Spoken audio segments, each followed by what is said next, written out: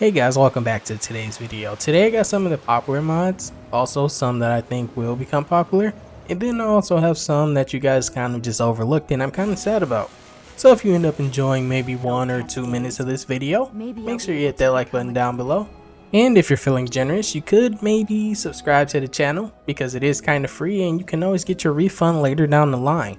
But either way, let's dive right in and I hope you guys end up enjoying. First mod up today deals with Harkon, but only his weapon. This mod is called Kanjs Harkon Katana Animated, and for good reasons. This completely overhauls Harkon's sword, but it kind of keeps that katana look, so it kind of stays true to vanilla, but it just looks so much better now. The sword now has an animated blood glow, along with it also coming with the sheath now to hide it in, which the original Harkon blade did not for some reason. So I see really no reason not to use this mod. It's very compatible because it's just a replacer. And it also looks great, so with that out the way, it might have just become the best looking Harkon sword replacer on Nexus, but don't quote me on that, because that is my pure opinion. Or either way, you have a long time before you'll be getting this sword, but you will see it on Harkon as soon as you enter the castle. But before that, there is another mod I wanted to introduce, and it actually ties into Kanjs Harkon sword. Well, actually the entire Dawnguard DLC. And it probably deals with the most romanced, unromanceable NPC in Skyrim, and that happens to be Serana. This mod is called Serana Dialogue Expansion. This mod expands on Serana, giving her more lines that kind of revolve more around vanilla than the usual mod expansions that you'll see. So you'll hear more about things you've done around vanilla before meeting Serana, the enemies you've killed, so you'll be able to ask more about Serana and hear more about her backstory. You'll also hear her a lot more about everything now. That's complicated, and I'm not totally sure if I can trust you. But if you want to know the whole story, help me get back to my family's home. You're definitely not going to be getting anything massive with this expansion to her, only just her character, like you would from Serana Dialogue add-on. But some people are kind of just getting tired of that mod, considering it's so expansive. Sometimes people just want something simple in this Skyrim, and this, in my opinion, is definitely going to be that for them. We just might have to hear the "this was already done, why would you make this" comments from Nexus people for a little while, but this next one for sure hasn't been done. This mod expands on the forgotten NPC, or maybe she's forbidden, but it expands on Ysolda. This mod is called Follower Dialogue Expansion Ysolda, and based on the title you can see what this mod does. This mod, unlike vanilla, turns Ysolda into a follower with a lot more to say about her past, and also a bow and arrow to actually fight back. Some might say he was a genius, but then his enemies got him and cast us away from home. We lost our house, our money, and our dignity. When we were at our darkest moments, a Khajiit caravan took us on, then gave us food and warm clothes. Funny, no Nord gave us a second look when we were out there begging, yet a Khajiit would show us kindness. Interesting. Why should I? I have a blooming business in Whiterun. I stand to make more coins than my parents ever did. You might be right. Before I found the sleeping tree sap, I thought skooma was the most profitable product in existence. Very well. You make a convincing argument. I'll be happy to join your party. Along with the fact of making her into a full-blown follower, this mod also turns her into a full-blown drug lord. She's pretty much just slinging drugs to everyone. The question is, who's actually buying them? I feel like that should be a hidden mod at this point. Up next, we got a mod pertaining to magic. And this mod just happens to be called Lightning VFX, edited by Kittytail. This mod completes the elemental magic series that Kittytail was going for. First we had fire, and then we had ice, and now we finally have lightning. This mod completely retextures the lightning effect, giving each lightning strand its own texture, and also adding cool particle effects that move when you move. So it's just kind of making this very nice to look at actually.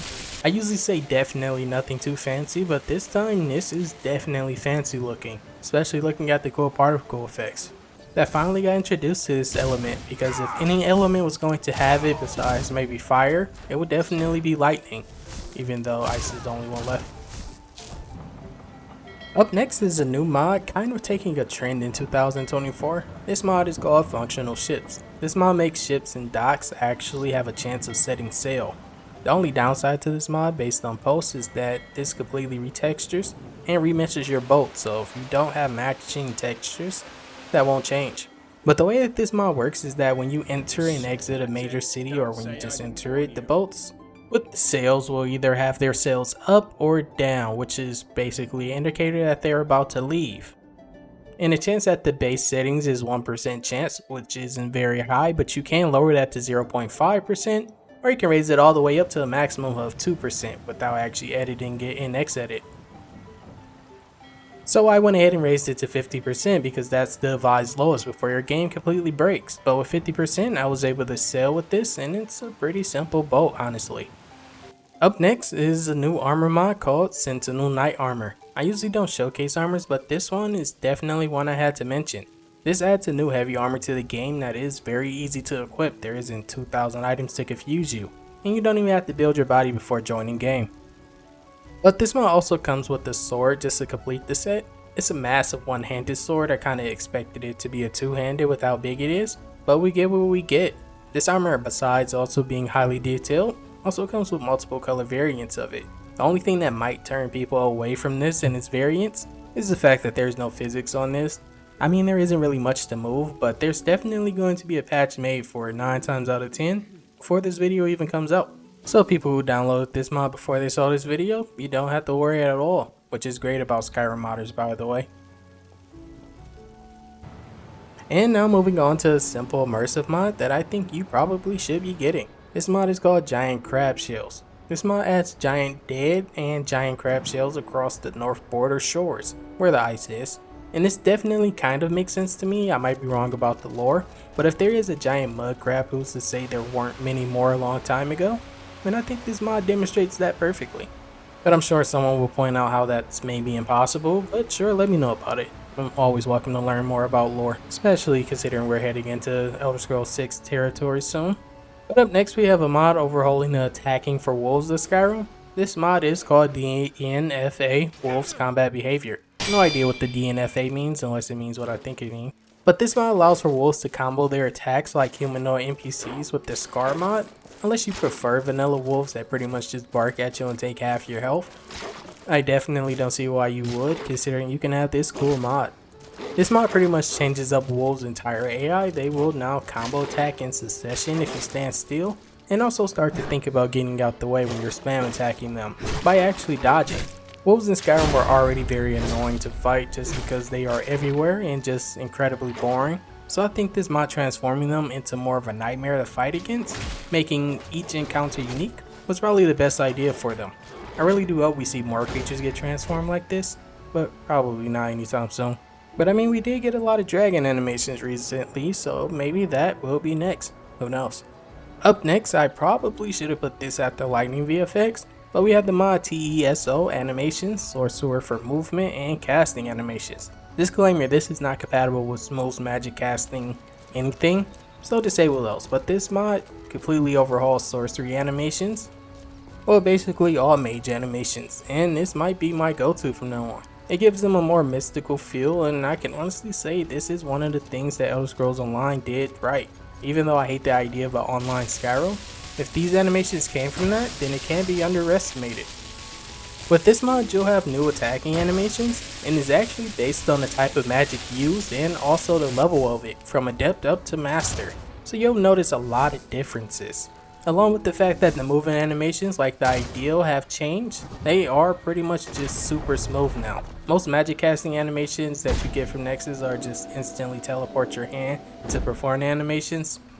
But with this, you can see each and every movement of the hand and arm. Maybe I'm promoting this too much, and maybe you guys might think that this is overrated, but I absolutely loved this mod, or at least while I tested it. I generally don't use magic though, but for new animations like these, it kind of makes you want to do something you wouldn't. Like maybe disappointing your Nord ancestors if you play Nord. Up next we got a simple overhaul called Venerable Volunruud. Hopefully I said that correctly. This is a continuation of the series where they overhaul areas. For some reason, after a decade, no one has decided to overhaul. But this isn't the only location that's been overhauled. We also have an overhaul for the one area that I actually love. This mod is called Hamvir Dustman, FuzzBeed's Dungeons. This mod overhauls the right side of Hamvir's Rest, adding new ruins and sort of a ritualistic area, allowing for a cooler entrance to the dungeon if you prefer this mod. Definitely waiting on the all-in-one because all of these have been great reviewing so far. And that was pretty much it for today, guys. Let me know what you thought down below in the comments and what mods you think should have made the list. But I mean, this isn't the most popular list anyway. But on your way down, make sure you hit that like button, and I hope you all have a great rest of your week. Peace and love, guys.